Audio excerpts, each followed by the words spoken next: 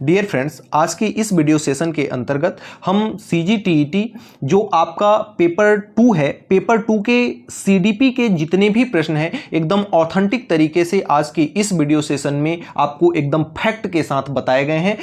यहाँ से आप अपने उत्तर को मिलाइएगा और अगर यहाँ पे सीडीपी के को देखा जाए थोड़ा सा ना, तो बहुत आसान से प्रश्न थे। अगर आपकी तैयारी थोड़ी सी ठीक ठाक हुई है तो निश्चित तौर पर 30 में 30 नंबर लेकर के आ सकते हो। लास्ट में कमेंट करके हमें जरूर बताइएगा मिलाने के बाद कि आपका नंबर 30 में से कितना आया। अगर हम बात करते हैं प्रश्न संख्या 1 की, तो बोलता है कि टाबा मॉडल किससे संबंधित है। तो आपको बता दें कि जो टाबा मॉडल है ना, तो टाबा ने पाठ्यक्रम विकास का आगमनात्मक मॉडल प्रस्तुत किया। इस मॉडल में पाठ्यक्रम निर्माण शिक्षकों के अनुभव से शुरू होकर उद्देश्यों, विषय वस्तु, अधिगम अनुभव तथा मूल्यांकन तक जाता है। इसलिए जो आपका टाबा मॉडल है वह किससे संबंधित है? पाठ्यक्रम विकास से संबंधित है। इसलिए डी विकल्प इसका क्या हो जाएगा? राइट जवाब हो जाएगा। अगर हम बात करते हैं प्रश्न संख्या 2 की, तो प्रश्न संख्या 2 कहता है कि मानव शरीर 2 प्रजनन कोशिकाओं के संयोजन से बनता है। निम्नलिखित में से कौन सी 2 प्रजनन कोशिकाएं मिलकर मानव शरीर का निर्माण करती हैं? तो देखिए, जो आपकी पितृ कोशिका होती है जिसे हम स्पर्म कहते हैं, और जो मातृ कोशिका होती है जिसे हम ओवम कहते हैं, इन दोनों के ही मेल से मानव शरीर का निर्माण होता है। जैसा कि आप लोग जानते हैं, बहुत बेसिक सा सवाल है। तो जो आपका के और एम वाला ऑप्शन हो जाएगा, के और एम वाला ऑप्शन हो जाएगा, option number B is the correct answer of this question. अगर हम बात करते हैं प्रश्न संख्या 3 की, तो कहता है समावेशी कक्षा के लिए कौन से मुख्य परिवर्तन होना चाहिए। तो समावेशी शिक्षा का अर्थ है सभी बच्चों को एक साथ मिला करके क्या करना, शिक्षा देना। इसलिए आवश्यक है कि लचीला पाठ्यक्रम हो, प्रशिक्षित शिक्षक हो और भौतिक व सामाजिक वातावरण में परिवर्तन हो। तो इस तरह से ये तीनों आपके क्या हो जाएंगे? सही हो जाएंगे, जे के एल। और ये अलग कक्षा की व्यवस्था ऐसा हो ही नहीं सकता, क्योंकि समावेशी शिक्षा जो है ना, कि सभी बच्चों को एक में बैठा करके शिक्षा देने का प्रावधान करती है। इसलिए जे के एल जिस ऑप्शन में होगा, जे के एल ऑप्शन नंबर सी इसका क्या हो जाएगा? करेक्ट आंसर हो जाएगा। अगले क्रम में अगर हम बात करते हैं प्रश्न संख्या 4 की, तो कहता है निदानात्मक मूल्यांकन का उद्देश्य। तो जो निदानात्मक मूल्यांकन का उद्देश्य है ना, वह छात्रों की कमजोरी या पूर्व ज्ञान से संबंधित होता है तथा सीखने में आने वाली कठिनाइयों को पहचानने हेतु किया जाता है। इसलिए अगर इसके ऑप्शन नंबर बी की बात करते हैं, तो छात्रों के वर्तमान ज्ञान यानी पूर्व ज्ञान, वर्तमान ज्ञान और कौशल का क्या किया जाता है? आकलन किया जाता है निदानात्मक मूल्यांकन में। तो option number B is the correct answer. अगले क्रम में प्रश्न संख्या 5वां की बात करें, तो कहता है कि वंशानुक्रम में कौन सा नियम या सिद्धांत संबंधित नहीं है। तो अगर हम बात करते हैं बीज कोष की निरंतरता का सिद्धांत, तो एकदम इससे संबंधित है। प्रत्यागमन का सिद्धांत, यह भी एकदम संबंधित है। अगर मेंडल का नियम कहें, तो मेंडल के नियम आपके वंशानुक्रम से बिल्कुल संबंधित हैं। लेकिन अगर हम बात करें आगमन का नियम, तो वंशानुक्रम से संबंधित यह बिल्कुल नहीं है। आगमन और निगमन जो ये है, यह वंशानुक्रम से संबंधित नहीं है। तो ऑप्शन नंबर सी क्या हो जाएगा? इसका बिल्कुल सही जवाब हो जाएगा। जो आगमन है ना, यह शिक्षण की क्या है? यह शिक्षण की एक विधि है, शिक्षण की विधियों से संबंधित है, ना कि अनुवांशिकी से। तो अगले क्रम में प्रश्न संख्या 6वां अगर देखा जाए, तो कहता है, एक निर्देश है कि कथन और कारण वाला सवाल है, पढ़ना है। आइए देखते हैं। कथन कहता है कि सीखना एवं परिपक्वता दोनों एक दूसरे के क्या है? पूरक है।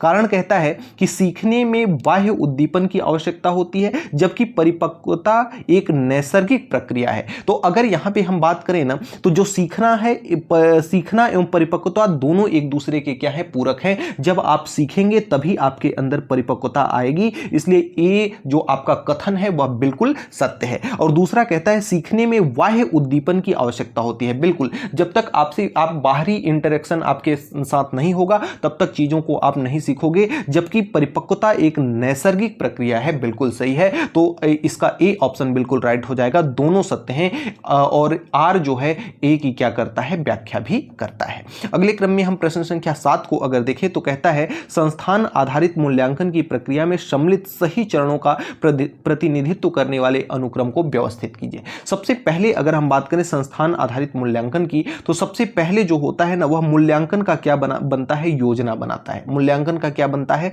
योजना बनता है। तो योजना बनना किस में दिया हुआ है? आपका एल में दिया हुआ है। दूसरा क्या होता है? उसके क्रियाविधि गतिविधियों का क्रियान्वयन क्रियान्वयन करना। तो क्रियान्वयन किसमें दिया हुआ है आपका, क्रियान्वयन दिया हुआ है आपका ओ में दिया हुआ है, ठीक है।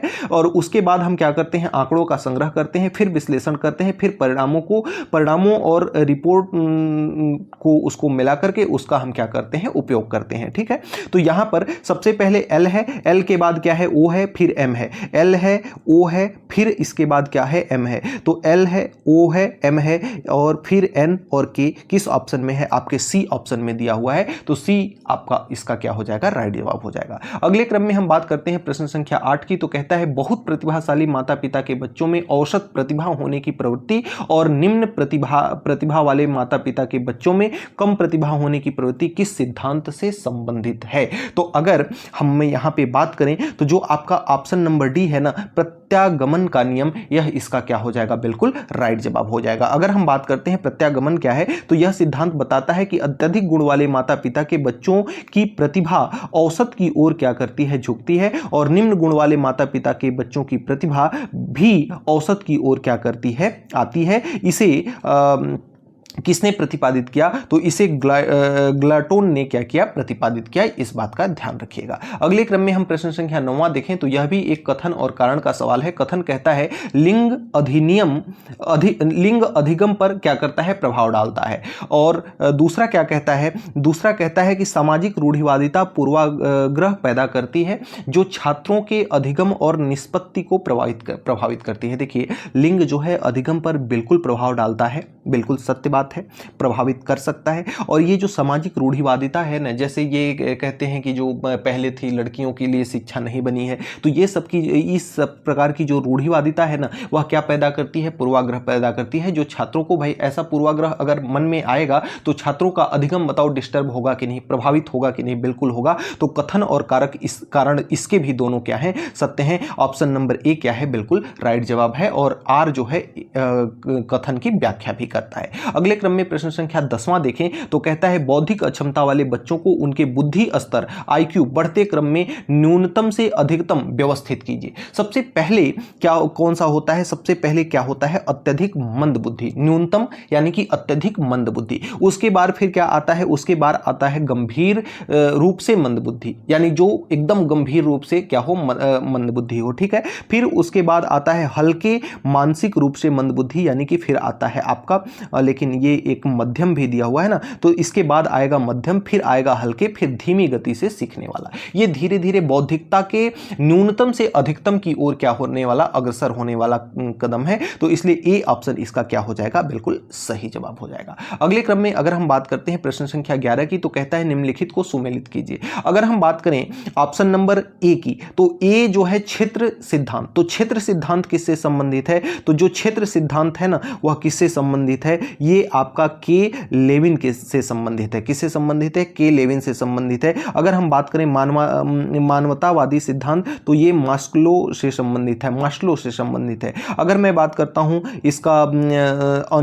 अनुभवजन्य सिद्धांत, तो ये आपका डी कोल्ब से संबंधित है। और सक्रिय अनुबंधन का सिद्धांत ये आपके स्क्रीनर से संबंधित है। तो बस आपको ये देखना है कि डी का पहला किस में दिया हुआ है, तो डी का पहला आपका ऑप्शन नंबर बी में दिया हुआ है, तो बी इसका क्या हो जाएगा, राइट जवाब हो जाएगा। अगले क्रम में हम बात करें प्रश्न संख्या 12 की, तो संस्थान आधारित मूल्यांकन की प्रक्रिया का अनुक्रम। तो इसका जो अनुक्रम होगा ना, ये आपका क्या होगा, सबसे पहले उद्देश्य, दायरा और कार्य प्रणाली होगा। सबसे पहले यहां पे देखिए क्या होता है, योजना होता है, यानी कि उद्देश्य, योजना में ही उद्देश्य आ जाता है और कार्य प्रणाली आ जाता है। फिर उसके बाद क्रियान्वयन, फिर डेटा संग्रह, फिर विश्लेषण, फिर रिपोर्टिंग। तो इसलिए इसका ऑप्शन नंबर डी जो होगा वह बिल्कुल क्या हो जाएगा, राइट जवाब हो जाएगा। अगले क्रम में बात करते हैं प्रत्येक जाति, चाहे वह पशु हो या मानव, अपनी जाति के अनुरूप विकास के प्रतिमान का अनुसरण करती है। यह परिभाषा किस मनोवैज्ञानिक ने दिया है, तो आपको बता दें कि यह किसने दिया है, हार्लॉक ने दिया हुआ है। अगर हम बात करते हैं प्रश्न संख्या 14 की, तो कहता है रचनात्मक मूल्यांकन की विशेषताएं।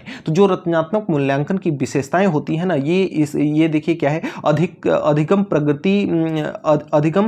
प्रगति की निगरानी, अधिगम प्रगति की निगरानी, बिल्कुल सही बात है। जो रचनात्मक मूल्यांकन होता है ना, वह अधिगम की प्रगति का क्या करता है, निगरानी करता है, बिल्कुल सही बात है। छात्रों की वर्तमान ताकत का निर्धारण, बिल्कुल गलत। इकाई के अंत में छात्र प्रगति का मूल्यांकन, बिल्कुल गलत। प्रक्रिया के दौरान निरंतर पृष्ठ पोषण, बिल्कुल सही बात है। तो जे और एल किस ऑप्शन में है, जे और एल ऑप्शन नंबर डी में है, तो डी इसका क्या हो जाएगा, बिल्कुल सही जवाब हो जाएगा। अगले क्रम में बात करते हैं प्रश्न संख्या 15 की। कहता है वागिंद्रियों की पूर्ण परिपक्वता के बाद भाषा विकास मूलतः वातावरण द्वारा प्राप्त उत्तेजना पर निर्भर करता है। भाषा विकास का एक क्रम के अनुसार होता है। भाषा विकास के क्रमों को सुव्यवस्थित कीजिए। तो भाषा विकास का जो क्रम होता है ना, सबसे पहले क्या होता है, ध्वनि को उत्पन्न करना, फिर ध्वनि की पहचान करना, फिर शब्द एवं वाक्य का निर्माण करना, फिर लिखित भाषा का प्रयोग करना, और अंत में होता है भाषा विकास की पूर्णा व्यवस्था होता है। तो इसका ऑप्शन नंबर बी जो हो जाएगा वह बिल्कुल सही हो जाएगा।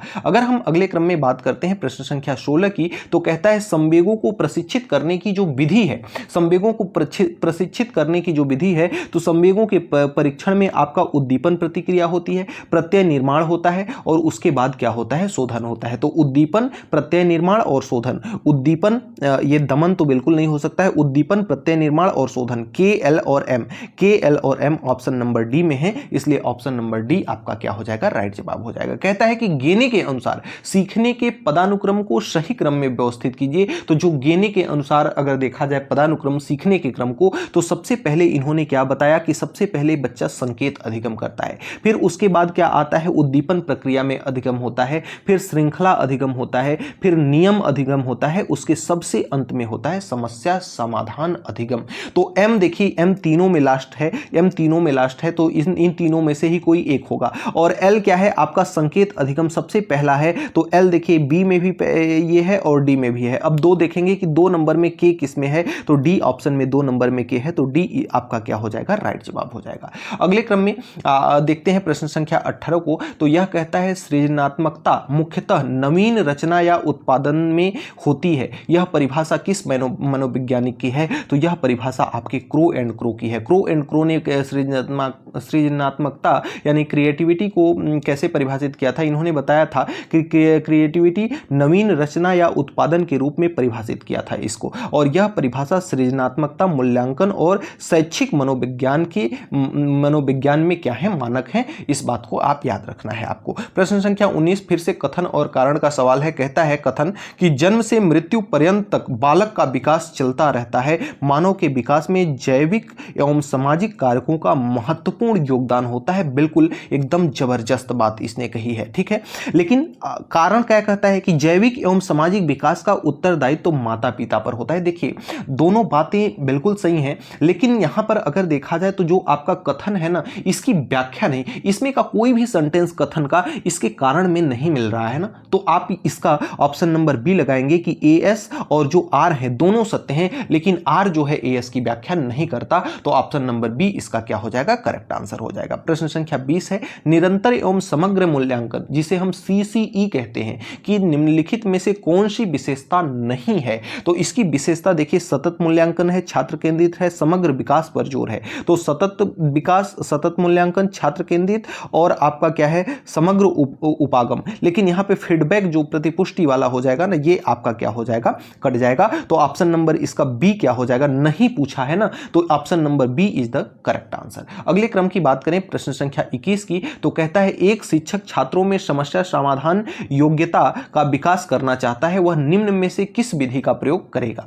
अगर हम बात करते हैं ह्यूरिस्टिक मेथड की, तो जो आपका ह्यूरिस्टिक मेथड होता है वह छात्रों को सोचने और समस्या हल करने के लिए क्या करता है, प्रेरित करता है। यह प्रॉब्लम सॉल्विंग स्किल को क्या करती है, विकसित करती है। जब बच्चा जो आपका समस्या समाधान हल करने के लिए प्रेरित होगा, तो वो उसकी स्किल प्रॉब्लम सॉल्विंग की क्या होगी, विकसित होगी। रचनात्मक विधि ज्ञान रचना पर केंद्रित होती है। निगमन या आगमन विधि केवल निर्देशात्मक होती है, इस बात का ध्यान रखना है आपको। प्रश्न संख्या 22 कहता है नैतिक विकास के चरणों को क्रम में क्या करना है, व्यवस्थित करना है। अगर हम कोहलबर्ग के नैतिक विकास के चरण देखें तो सबसे पहले आता है आज्ञाकारिता और दंड, फिर आता है अच्छा व्यक्ति, अच्छा लड़का, अच्छा लड़की, तो ये हो जाएगा दूसरा में। फिर आता है व्यक्तिवाद और आदान प्रदान, फिर आता है आपका सामाजिक अनुबंधन, और लास्ट सामाजिक अनुबंधन एवं व्यक्तिगत अधिकार, लास्ट में आता है आपका सामाजिक अनुबंधन। तो एम सबसे क्या है, लास्ट में 2 ठो में एम सबसे लास्ट में दिया है, तो एन सबसे पहले होना चाहिए।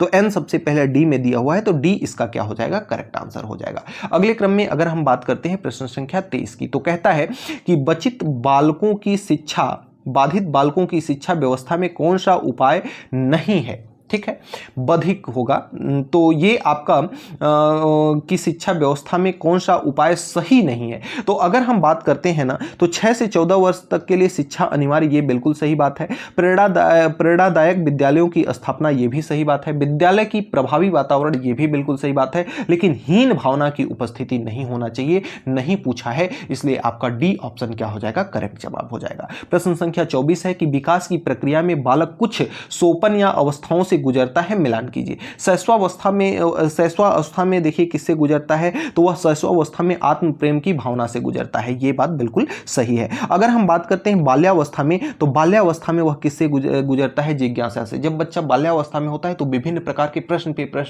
प्रश्न पूछता है ना, तो बी का क्या हो जाएगा, दूसरा हो जाएगा। अगर हम बात करते हैं सी का, तो किशोरावस्था में वह अपने काम और शक्ति की क्या करता है, परिपक्वता करता है, और प्रौढ़ावस्था में नागरिक उत्तरदायित्व को क्या करता है, पूरा करता है। तो डी का 1 किस ऑप्शन में दिया हुआ है, मात्र ऑप्शन नंबर बी में है, तो ऑप्शन नंबर बी क्या हो जाएगा, सही जवाब हो जाएगा। प्रश्न संख्या 25 है कि अधिगम का अनुक्षेत्र नहीं है। तो देखिए संज्ञानात्मक भी है, भावात्मक भी है, क्रियात्मक भी है, लेकिन मनोगत्यात्मक नहीं होगा, मनोगत्यात्मक इसका नहीं होगा, इसलिए आपका बी ऑप्शन क्या हो जाएगा, सही हो जाएगा। अधिगम का क्षेत्र मनोवैज्ञात्मक नहीं है, गत्यात्मक नहीं है ना। तो विशिष्ट बालकों की प्रमुख विशेषताएं क्या हैं, तो विशिष्ट बालकों की प्रमुख विशेषताएं हैं मानसिक न्यूनता से ग्रसित बालक, ये भी आपकी विशिष्ट बालक के अंतर्गत आएगा। प्रतिभाशाली बालक, ये भी आपके विशिष्ट बालक के अंतर्गत आएगा। अगर हम बात करें तीव्र बुद्धि वाला बालक, तो ये भी आपके विशिष्ट बालक के अंतर्गत आएगा। लेकिन साधारण बालकों से भिन्न गुण एवं व्यवहार, ये आपका विशिष्ट बालक के अंतर्गत नहीं आएगा। और की विशेषताएं, ये इनकी विशेषताएं विशिष्ट बालक की विशेषताएं नहीं है, इसलिए आपका ऑप्शन 27 की, तो कहता है सीसीई का उद्देश्य और विवरण का क्या करना है, आपको मिलान करना है। अगर हम बात करते हैं अवधारणा बोध को सुदृढ़ करता है, अवधारणा बोध को क्या करता है, सुदृढ़ करता है, तो ऑप्शन नंबर ए का परीक्षा में तनाव को क्या करता है, कम करता है। अगर हम बात करते हैं बी की, तो अधिगम परिमाणों में सुधार करता है, तो परीक्षा पर निर्भरता से क्या करता है, बचता है। अगर हम बात करते हैं समग्र विकास को बढ़ावा देता है, इसका क्रम देखिएगा थोड़ा सा आपका इधर उधर हो सकता है। समग्र विकास को बढ़ावा देता है, तो इसमें आपका पाठ्यक्रम एवं सह पाठ्य पुस्तक पाठ्यक्रम कौशल का क्या करता है, संतुलित विकास करता है ना। डी क्या है आपका, अधिगम कठिनाइयों को जल्दी पहचान लेता है, तो ये आपका हो जाएगा शैक्षिक उद्देश्यों की पूर्व पहचान करता है, तो ये आपका इसका ऑप्शन नंबर डी क्या हो जाएगा, बिल्कुल राइट जवाब हो जाएगा। अगले क्रम में अगर हम बात करते हैं आपके प्रश्न संख्या 28 की, तो कहता है सामाजिक विकास कर बोबो डाल प्रयोग संबंधित है। तो ये आपका किससे संबंधित है, बेंडूरा से संबंधित है। जो आपका सोशल लर्निंग थ्योरी है ना, सोशल लर्निंग थ्योरी और बोबोडाल, सोशल लर्निंग थ्योरी और बोबोडाल प्रयोग जो है बच्चों में अनुकरण और मॉडलिंग का क्या करता है, अध्ययन करता है, इस बात को याद रखिएगा। प्रश्न संख्या 29 है भाषा विकास में बाधाएं। तो जो भाषा विकास में बाधाएं हैं ना, कौन कौन सी भाषा विकास में बाधाएं हैं, विलंबित वाक्य, ये भी बिल्कुल भाषा विकास में आपकी बाधाएं हैं। अनुकरण कोई बाधा नहीं है, और प्रश्नोत्तर भी कोई बाधा नहीं है। तो जे और एल आपका क्या हो जाएगा, बिल्कुल राइट जवाब ऑप्शन नंबर सी हो जाएगा। अगले क्रम में इस सीडीपी का लास्ट प्रश्न की अगर हम बात करें, तो घृणा किस मूल प्रवृत्ति से संबंधित है। तो जो घृणा है ना, यह किससे संबंधित है, घृणा जो है आपके फ्लाइट से संबंधित है, जो आपके पलायन है उससे संबंधित है आपकी घृणा। तो इस प्रकार से घृणा का जो मूलतः इसका ये है वह होता है सुरक्षा या भय से पलायन प्रवृत्ति से क्या होती है, घृणा संबंधित होती है। तो इसका ऑप्शन नंबर बी क्या हो जाएगा, करेक्ट हो जाएगा। इस प्रकार से हमने टोटल 30 प्रश्नों का डिस्कशन आपके इस वीडियो सेशन के अंतर्गत किया। अब इस 30 प्रश्नों में से कितने नंबर का आपने सही बनाया कमेंट बॉक्स में कमेंट करके बताइएगा। मिलते हैं आपके नेक्स्ट सब्जेक्ट के साथ, तब तक के लिए गुड बाय।